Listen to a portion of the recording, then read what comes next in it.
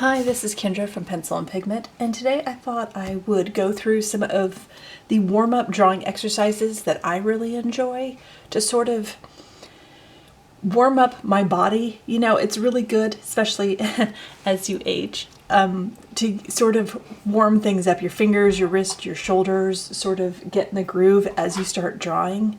Warm-up exercises are a really great way to sort of increase your patience. You know, it establishes a routine, you get better control, and you start to overcome sort of that blank page staring back at you that can be really intimidating. There's muscle memory, you know, hand-eye coordination. If you're suffering from artist block, artist burnout, it helps boost confidence. I mean, there's so many great things about doing warm-up drawing exercises that I highly recommend them. So I'm going to go through some of mine. This is a Stillman Burn Epsilon. I will link the video where I drew this octopus in case you're curious. It is Rotring Isograph ink with white Posca. And I will link all the products I'm using in the description box below if you are curious. Okay, let's just turn to a blank page and we will get started on some of the ones I think are the most helpful. And I'm going to go through as many as I can think of, because sometimes things that speak to me or speak to other artists and creators won't speak to you, and that's totally fine. That's a thing that happens. So I'm just going to list as many as I can think of, and hopefully something resonates and helps you sort of break out of any rut that you're in and really help sort of get in the groove of that great headspace of the stress reduction that is drawing and creating. So let's get started. Lines, curves, swirls, shapes, things like this are a ton of fun. It can be a great warm-up exercise. Your warm-up exercise doesn't have to be a half an hour. It can be 5 minutes. It can be, 10 minutes. It just sort of gets you in that groove. So swirls, loops, blobs, contour lines. One of my favorite warm-up exercises. Shout out to Bill Watterson. He created one of my favorite comic book characters ever. And things that make you laugh, bring you joy. Those are things that should be incorporated into your drawing exercise. So if you really like characters and like people and like some of that stuff, consider having, one of your favorite characters as a warm-up exercise for drawing, for creating. I am doing my best Calvin impersonation. It's not the best, but again, this is just a warm-up exercise for those that are interested in things like this. Depending on your interest level and what you're interested in, it can really vary. So for folks interested in character design and stuff, doing fun characters is a great way to sort of get in that headspace and get all warmed up. He's such a cute little kid. This is from Calvin and Hobbes. In case you're wondering, like, what is she drawing? We never know. So he's flexing.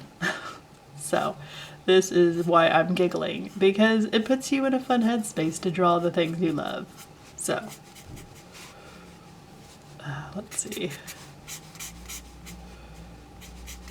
There he is in his shirt. So this is my loose Calvin from Calvin and Hobbes impersonation. I know it's a little slapdash, but that's okay. So other things, blind contour drawing. So I'm going to look at Hobbes and I'm not going to look at my paper, and we're going to hope it works out. And if it doesn't, then this is a blind contour drawing. It gets you in that headspace. I'm drawing his eyes closed. There's a nose, there's a mouth, there's a tongue. Okay, so We have Calvin, we have Hops. Blind contour drawing is great because it sort of gets you over that hump of everything having to be perfect and perfection. And I know sometimes watching videos and sketchbook tours, and I'm definitely guilty of this, showing sketchbook things that look pristine. And a lot of my sketchbook tours aren't sketches. They're full-on illustrations and drawings. And there's a distinction between doodles, drawings, illustrations. So getting over that, this needs to be perfect, this needs to look the best. Oh, that's my cat in the background being loud. Blind contours really help you get over that mental thing of, yeah, but it doesn't look very good. It doesn't have to look good. It's a blind contour. I didn't look at my paper. That's why it looks like this. Any gesture drawing. So setting a timer, okay? I'm gonna draw Hops again. Maybe do them a little more justice, maybe. I don't know. We'll see. But gesture drawing, looking at an illustration. He's such a fun character, especially if you like tigers. Okay. It just sort of warms everything up, gets you in that headspace. You know, really helps you get out of that need, again, for perfection, for everything to look 100%. Just having fun, being goofy, doing goofy things. It's so good for your mental health. And your mental health feeds your creative health. So doing things that make you smile, that make you laugh, doing quick fun sketches where you know the point isn't to have the pinnacle of perfection. The point is just to be drawing and creating and having fun. So setting a timer for timed sketches is a great warm-up exercise. Copying random shapes. So shapes versus forms. So you could just do random shapes, or you could do forms where it becomes three-dimensional. So that is always an option, especially if you are getting into architecture or homes. You want to do things with perspective and building on that. You're going to want to do some warm-up exercises that are a little bit more targeted to your end goals, and that can really, really help. Okay. The other one is I like doing fabric. So if you are interested in sort of fabrics and the patterns they have, that can be a lot of fun. I am currently flubbing my way through Argyle, which is a fun diamond pattern. There are tons of different patterns. Houndstooth, that one's pretty, that one has a lot to it. But it can be a great warm-up exercise. Finding patterns that you really enjoy and drawing through them. Okay. An Argyle pattern, or maybe you like stripes, maybe you like chevron things. Just doing patterns like this can really be helpful. It's also the same with like texture. So think of when you're hatching or cross hatching. You know, maybe you want to have your hatches far apart and then they get closer together. Okay. Or stipple, which is a bunch of dots. And you can show shadow by having them being really close and on top of each other, and highlight where they are spread farther apart and there's more space between them. Is a great way to denote texture and have that be a warm-up drawing exercise. There's a fun one. So you just draw a random squiggle and you look for any shape or fun thing in here. So I'm gonna call this a beak, and we're gonna turn this into a bird. So here's my bird, here's its wing, here's a leg. So drawing scribbles and finding shapes and fun things within them is a really fun drawing warm-up exercise. I'm gonna draw a line like this, and I'm gonna do a random thing. And then over here, I'm going to try and mirror. I'm going to try and mirror it. And this one is hard for me, which is probably why I should do it more. Okay, so trying to mirror what you've drawn is a fun warm-up exercise. It's really good for your brain. It's a tough one. I got another tough one. drawing with your non-dominant hand. I did all this right-handed. I am now going to do this left-handed. So doing fun little doodles with your non-dominant hand.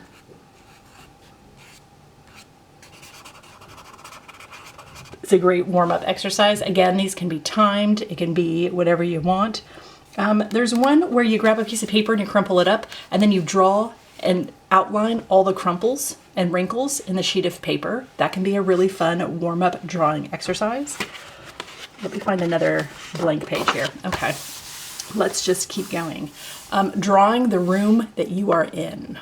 Again, if your interest is the space you're in, I'm just going to kind of loosely draw.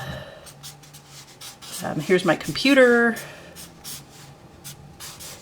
Here's my lamp. Here's my router. Okay, here's my mouse. I've got jars of things on my desk that hold things. Here's my sketchbook. So, drawing the room you're in is a great warm-up exercise. It's also really good, again, if you're trying to understand depth of field, perspective, architecture, layout. If you want to work and hone in on doing backgrounds within your main character design, that can be really, really helpful as a warm-up exercise. Drawing your art supplies. So that could be a thing that exists. This is a Pentel something something. What are you? This is a Pentel Color Pen Fine Point S360. Boy, that's a long name. Drawing your art supplies. So that could be a thing you absolutely do for fun as a warm-up drawing exercise. Again, I want to denote that this is black, so that's why I have it so dark. All right, so there's my pencil. Okay, that is a fun drawing warm-up thing. Let's see. Doing all your lines, trying to reach a point, helps with your coordination, your hand-eye coordination. It's a great warm-up exercise. Again, just parallel lines of. And if you want to go back in and color parts, connect parts, you know, find things within there to color, you can, but it's just a fun way to sort of loosen it all up.